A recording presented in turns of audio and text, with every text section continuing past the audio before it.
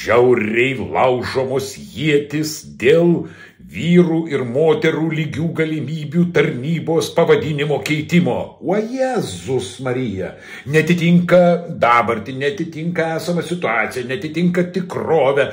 Ten jau viskas per 30 ar 13 ar 15 metų keitėsi. Mes nesame tvarūs, inovatyvūs ir modernūs. Žodžiai moteris ir vyras labai trukdo, labai baisus dalykai. Tai ką ta tarnyba gins, kokius gyvūnus? Gal višgaidžių teisės jį gins, ar dar kažkokias teisės? Gal kas nors galėtų paaiškinti, ką jie veiks ta tarnyba?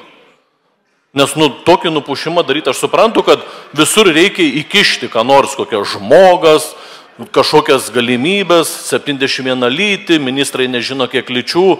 Tai kokias dar nesąmonės galima padaryti?